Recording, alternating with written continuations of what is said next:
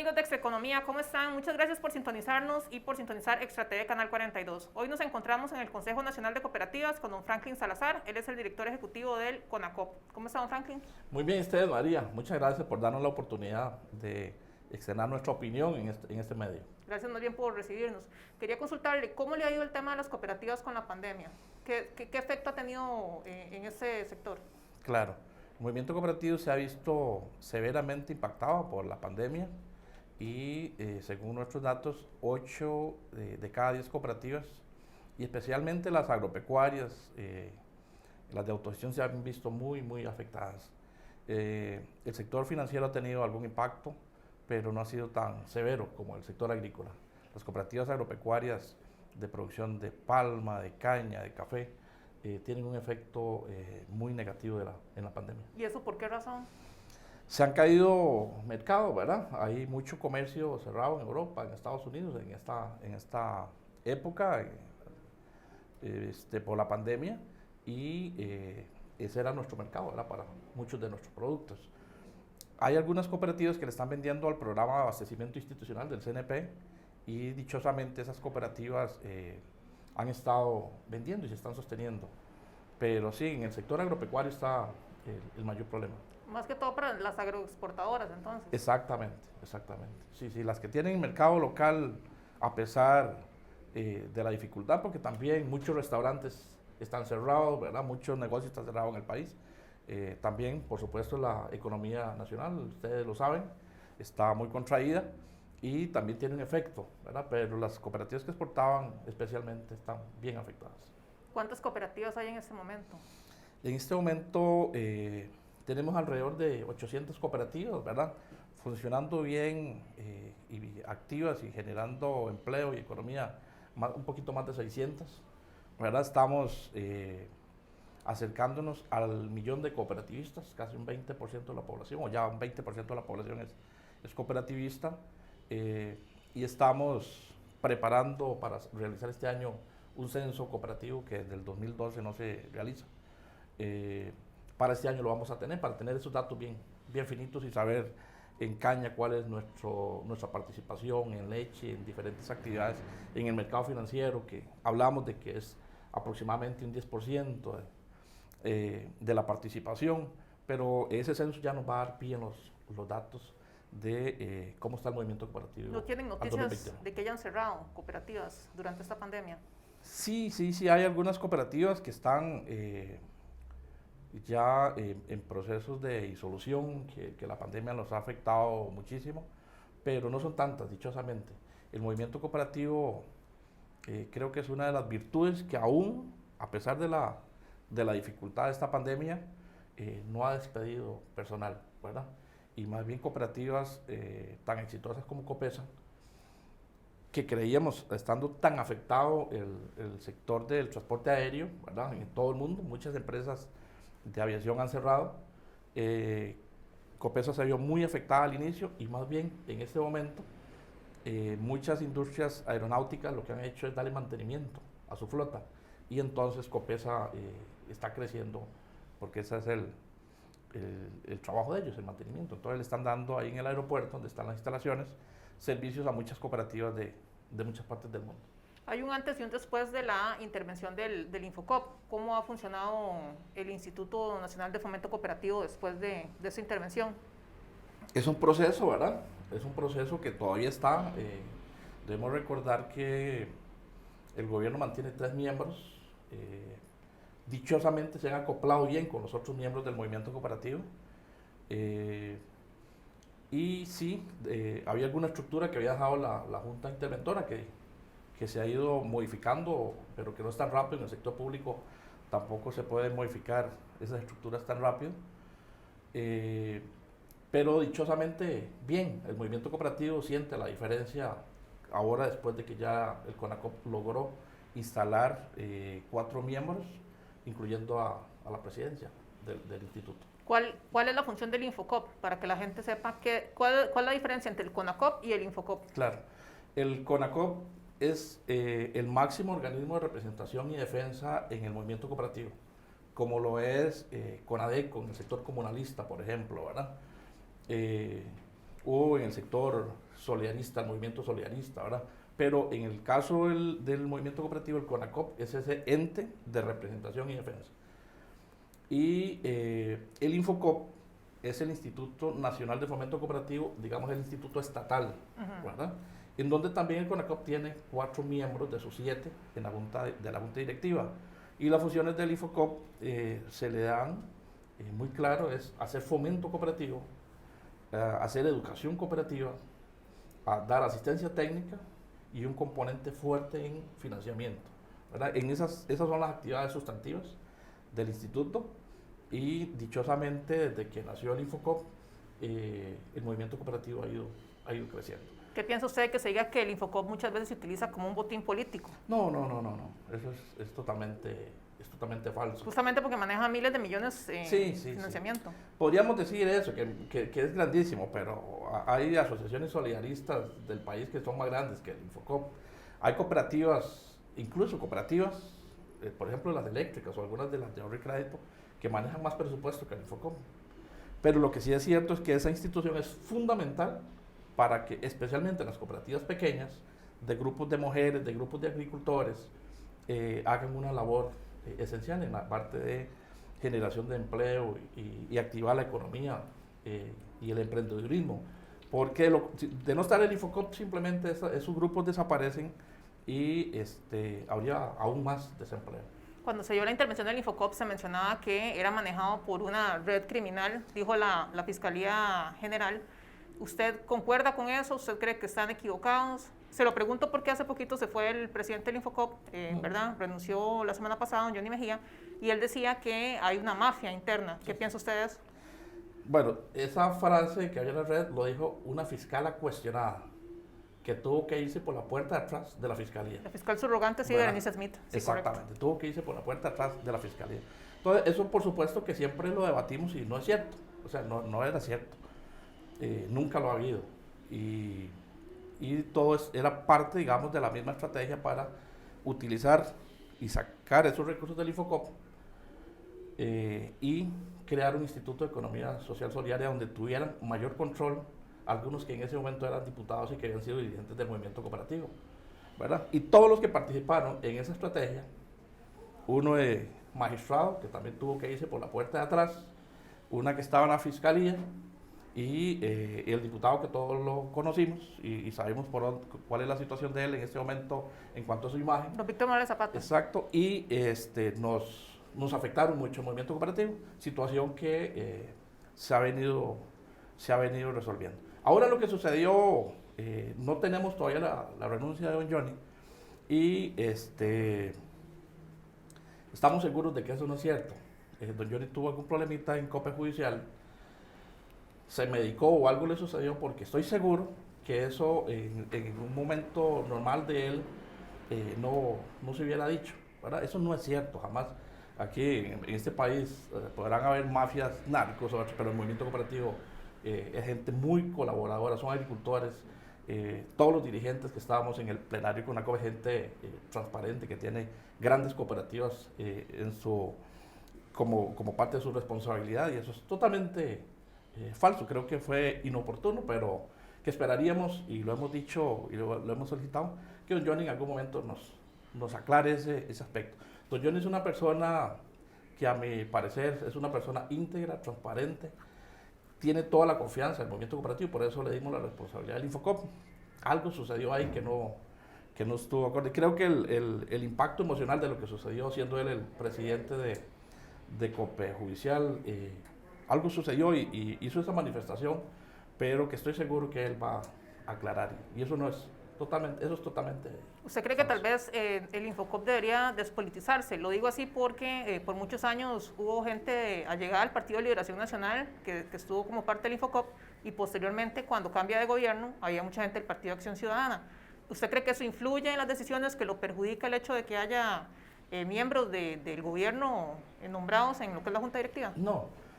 Esa estructura que pensó muy bien el legislador cuando creó el Infocop es perfecta. 3 representantes de gobierno y 4 del movimiento cooperativo. El que esté en el poder en ese momento va a tener 3, ¿verdad? El partido político o el gobierno que esté va a tener 3 representantes. ¿Por qué es importante? Porque al Infocop le dan recursos el Estado, ¿verdad? En cumplimiento del artículo 64 de la ley, que dice que el Estado debe fomentar el cooperativismo. Entonces, haciendo cumplimiento de ese artículo 64 de la Constitución, se crea el Infocop en algún momento. Entonces, es buena la participación del Estado, que tienen que estar ahí, supervisar y asegurarse. Debemos recordar, María y amigos, que para aprobar cualquier crédito en Infocop, de 1 millón o de 500,000 colones en adelante, cualquier monto, se necesitan 5 votos. O sea, los 4 del movimiento cooperativo, más votos del gobierno. Entonces, no se pueden aprobar créditos con solo los del cooperativismo y mucho menos con solo los del gobierno. Entonces, esa parte está bien. ¿Qué fue lo que estuvo mal en el gobierno de Luis Guillermo? Que intervinieran el gobierno para tener el control absoluto de la institución. Y ahí fue cuando empezaron a intentar desaparecer, y dichosamente hicimos un proceso de defensa desde el CONACOP que creo que fue exitoso, ¿verdad? Y tuvieron que soltar la institución porque era ya insostenible el proceso de intervención que ellos hicieron. Ahora, hay cooperativas que pueden bien contribuir a lo que es la reactivación económica justamente porque se encuentran en comunidades. ¿Por qué no echar más mano de esa figura? Hay organizaciones que dicen que el crédito no les llega o que tienen proyectos pero no hay una asesoría o un acompañamiento para echarlos a andar. ¿Qué labor pueden jugar ustedes en eso? Hemos estado acompañando, ¿verdad? En este momento está haciendo toda una estrategia también la Universidad Estatal a la Distancia, la UNED, para fomentar el cooperativismo. También desde la Comisión de Cooperativas de Autogestión y el Infocop están haciendo esfuerzos. Hay más de 2,000 puntos de atención al público en todo el territorio. Creo que es uno de las mejores redes que hay, ¿verdad? De atención a la población en todo el país, en todas las provincias, en todos los cantones, hay cooperativas. Y es una herramienta suficientemente probada por 78 años. Es un modelo que tenemos conformado y es totalmente exitoso, ¿verdad? Tenemos casos como Cope Victoria, como Coprole, como Copeagri en Pérez Celedón, como Copelesca, como Cope Guanacaste, Cotabús en la zona de Limón. Es un modelo exitoso. Lo que hay que hacer es agarrar ese modelo e implementarlo. Porque jamás debilitarlo. Por ejemplo, en electrificación se sabe, ¿verdad?, el éxito de Copelesca. Hay muchas cooperativas de usos, también se sabe el éxito de estas, pero por ejemplo en turismo no se ve tanta cooperativa y en otros sectores, por ejemplo de servicios, que es mucho la economía se ha tirado al sector servicios, pero en agroindustrial también hay bastante, pero en servicios está como más limitada la oferta. En servicios sí, especialmente aprovechamiento de esos nichos, por ejemplo, en la parte tecnológica, ¿verdad? Trabajar en esa parte de tecnología nos ha hecho falta y creo que son importantes nichos para penetrar otras áreas de la economía nacional que están ahí, ¿verdad? Esperando que los dueños de empresas le den participación a sus trabajadores, y en muchos casos ya hay trabajadores. En la parte de industria, el COPESA es un modelo que está, ¿verdad? Está el modelo, es llevarlo a otras áreas, ¿verdad? En la parte de alta tecnología, ¿verdad? Lo que ellos hacen es impresionante, ¿verdad? Reparar aviones de cualquier empresa. Ahora tienen un convenio, un contrato importantísimo con la Boeing, ¿verdad? Que salió recientemente en los medios. Así que está aprobado. El sector agroalimentario creo que tiene un nicho enorme para avanzar. Las cooperativas de producción de alimentos tienen un gran espacio. Costa Rica está consumiendo 440,000 toneladas de arroz y solo producimos 160,000. El resto se está importando. ¿Y qué pasa si un día esos países que nos venden no nos pueden arrimar más alimentos, no nos pueden exportar más alimentos hacia Costa Rica? O en frijoles 1,100,000 quintales y solo producimos 200,000. Hay un gran espacio. En cárnicos, en leche somos autosuficientes, ¿verdad? Precisamente gracias en gran medida al apoyo del movimiento cooperativo, caso Cope Montecillos o Carnisur en la zona sur. Pero sí se les da ese acompañamiento, porque recuerdo el caso de unos trabajadores que han sido despedidos y dijeron, bueno, nos quedamos sin trabajo, pero vamos a formar una cooperativa para desarrollar algún proyecto. Ustedes sí dan, digamos, ese acompañamiento. También se ha hablado de que el Infocop financia, pero falta ese acompañamiento, y justamente por eso se han dado casos de cooperativas que quiebran, en las que se han invertido miles de millones que no son recuperables. Sí, hay algunos casos, ¿verdad? Debemos recordar que en los tratados de libre comercio que implementó, o sea, el impacto que tiene el sector agro en ese momento, Y no solo las cooperativas, ¿verdad? Han fracasado un montón de empresas en la parte agro porque tienen mayor impacto de los tratados de libre comercio y de las políticas neoliberales que implementó el país desde hace 40 años. ¿Verdad? El sector agro es el sector perdedor. Hay algunas partes del sector agro, que estamos hablando del sector piñero y banano especialmente, ¿verdad? Que son ganadores en ese espacio, pero no están pequeños, están en unas poquitas manos, ¿verdad? Y en muchos casos transnacionales, ¿verdad? Especialmente piña y banano.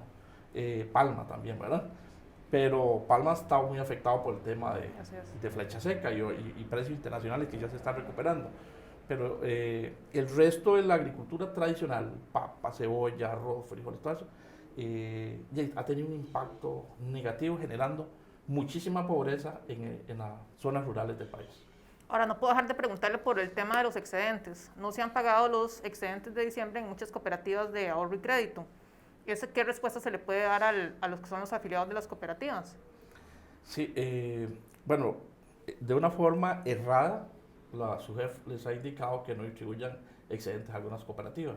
Totalmente errada. ¿Por qué? Porque la ley de acciones cooperativas es clara. Entonces, una resolución de la SUGEF no puede estar por encima de la ley. Estamos haciendo la defensa de esos temas, ¿verdad? Precisamente para proteger a los asociados de las cooperativas. ¿Qué dice la ley de asociaciones cooperativas con respecto a la entrega de excedentes? Que se deben distribuir excedentes y hay una escala, ¿verdad? Hay que crear unas reservas, hay que trasladarle al CENECOP un 2,5% de los excedentes, al CONACOP un 1% o un 2% si no están afiliadas las cooperativas a uniones o federaciones. Si están afiliadas a uniones y federaciones, le dan un 1% a la unión o federación y un 1% al CONACOP, y el resto se debe distribuir entre los asociados, de acuerdo como lo establezca el estatuto. Pero eso ya es de los asociados. Si ellos quieren, los capitalizan; si quieren, se distribuyen el 50% y capitalizan un 50%. Ya eso es decisión de la asamblea. Lo que no está bien es que la SUGEF les diga que no pueden repartir, porque se está violentando la ley de acciones cooperativas. Pero hay un tema ahí que con el tema de la ley de usura, que supuestamente hay cooperativas que dieron créditos que podrían ser impagables, por eso es que les dice la SUGEF que hagan esa reserva. ¿Eso realmente sucedió? ¿Qué noticias tiene eso? Sí, esa parte la están atendiendo muy bien las federaciones de ahorro y crédito, FEDEAC y FECOPSE, con las cooperativas de ahorro y crédito. Están en revisión, ¿verdad? Hay recursos que están que se han planteado, y entonces es un tema que la ley de usura vino a favorecer en muchos sentidos, pero también dejó algunos vacíos, que a pesar de que se le logró hacer alguna modificación para mejorar esos aspectos, todavía hay situaciones ahí que dejan en desventaja no solo a las cooperativas, sino también a los solidaristas y algunas otras mutuales que están en claro, la misma, porque saben en que la si misma la gente condición. no puede ir a un banco, recurre a las cooperativas o a estas instituciones para obtener recursos, y ahora eso se va limitado. Exacto. Eso afecta en dos sentidos y precisamente a la clase de abajo, ¿verdad? Los trabajadores que tienen menores ingresos, precisamente. Entonces, eso es lo que se está tratando de resolver y revisar. Se han presentado algunos recursos al respecto, y las cooperativas y las federaciones de ahorro y crédito tienen todo el respaldo del CONACOP en ese sentido. Ahora, si esos excedentes no se pagaran ahorita y la resolución sale más adelante y se juntan los excedentes 2021 y 2020, ahí tendrían que dar entonces un pago retroactivo las cooperativas. Las cooperativas harán todo lo que la ley les permita, ¿verdad? Y para eso, si hay que volver a solicitar una revisión, porque estamos seguros, la intención de don Welmer y don David Curzón, que fueron los principales impulsores de esa ley de usura, fueron las mejores intenciones para proteger esas tasas desmedidas que estaban cobrando algunas financieras, ¿verdad? Y en ese sentido, el movimiento cooperativo siempre ha sido muy responsable en cuanto al cobro de tasas de interés, pero sí, ciertamente nos estamos viendo afectados por esa cuota del salario mínimo, ¿verdad?, de algunos trabajadores. Yo creo que eso se va a resolver pronto, y creo que las cooperativas de ahorro y crédito hasta el momento no se han visto tan impactadas después de la modificación que se logró realizar. Y hablando también de estas cooperativas, hay gente que dice que estas cooperativas, algunas son más grandes que los bancos, porque así ha sido el modelo de éxito de ellas, ¿verdad? Tenemos el caso de Copeservidores, el caso de Copenae. ¿Qué pasa con este plan de impuestos que ahora también se está promoviendo? Hay varios en la Asamblea Legislativa. ¿Qué defensa hacen ustedes de eso? Ustedes decían que eso es atentar contra el movimiento cooperativo, como seguir de alguna manera alguna estrategia para debilitar al movimiento. María, yo les decía al inicio que todo el sector financiero cooperativo apenas es un 10% de ese sector, de sector financiero nacional. Y aún así, ese 10% le incomoda a muchos sectores privados. Bueno, también es que hay cooperativas como la Dos Pinos, ¿verdad? Que es un modelo empresarial exitoso. Y Ojalá tuviéramos 2 pinos. Ojalá pudiéramos tener una Dos Pinos en caña y en café y en frijoles. María Dios, ojalá ese modelo que nos han, que nos han desarrollado los dirigentes de productores de leche a través de Coprole o Dos Pinos, ojalá, yo creo que eso es para aprender, es un caso de estudio para que lo podamos promulgar en todos los rincones de este país. Que no son utilidades sino excedentes. Exacto, son excedentes, pero generan bienestar. Y entonces, si hay pobreza, ¿quién tiene que atender la pobreza? El Estado. Olvídese que los productores de leche, que eran pobrecitos hace 50 años, el Estado tiene que atenderlos. Ustedes también habían dicho que con ese proyecto de gravar también más los excedentes, ¿verdad? Cooperativos, es como un doble gravamen porque ya ustedes habían aceptado ese gravamen con el plan fiscal del 2018. Es impresionante cómo después de que se aceptó y nos gravaron, y ya estamos pagando más de 25 millones de dólares de excedentes a Hacienda por año, 8 días después de que se había aprobado la ley, llegó otra vez doña Rocío Aguilar a presentar otro proyecto de ley para grabarnos nuevamente. Cuando hay sectores económicos poderosos de este país que siguen escondiéndole el hombro a la necesidad que tiene el Estado en este momento. Se nos ha agotado el tiempo, pero tal vez quisiera cerrar, don Franklin, que me comente acerca de este proyecto también de ley de bienes inmuebles, si eso de alguna manera podría afectar al sector cooperativo, en el sentido de que se va a gravar terreno y se va a gravar también la propiedad, ¿verdad? La construcción. Claro. Hay varios proyectos de los que planteó el Poder Ejecutivo al Fondo Monetario Internacional que son gravísimos, no solo para el cooperativismo, para el solidarismo, para los agricultores, ¿verdad? Para todo el sector, porque el sector productivo, porque pretende, en el caso del cooperativismo ya fuimos grabados y nos pretenden subir esas tasas impositivas aún más, generando todavía más problemas de los que ya tenemos producto de la pandemia y de la economía del país que desde antes de la pandemia ya venía mal, pero además ya estamos haciendo aportes importantes, nos siguen poniendo tasas o duplicando las tasas impositivas, pero igual a todos los pequeños productores del país con los otros proyectos como el de bienes de lujo, ¿verdad? Impuesto a los bienes de lujo. Uh-huh. Es gravísimo porque un pequeño productor puede tener una casita humilde y tiene una parcelita que le dejó el abuelo y el bisabuelo y que es de la familia ahí, y vienen y lo tasan. Para autoconsumo. Exacto, y con un grave problema. De oficio, desde el Ministerio de Hacienda, te pueden variar el valor de esa propiedad, como ha estado sucediendo, ¿verdad? Uh-huh. Y entonces, si alguien no estaba llegando a ese umbral, ¿verdad? Donde se quería exento, se lo modifican de oficio y lo graban. Entonces, los proyectos planteados al Fondo Monetario Internacional son gravísimos para todo el sector productivo, no solamente para el cooperativismo. Por supuesto que el cooperativismo, el solidarismo y todo eso, repito, están siendo severamente golpeados. Bueno, don Franklin, le agradecemos mucho su tiempo, que nos haya concedido esta entrevista. Ahí volveremos cuando hayan otros temas cooperativos que siempre son muy interesantes. Hay casi 1 millón de personas afiliadas a las cooperativas. Muchas Amigos gracias. televidentes, les agradecemos mucho su sintonía. Recuerden sintonizarnos todos los lunes y nos vemos la próxima semana. Que tengan una feliz semana.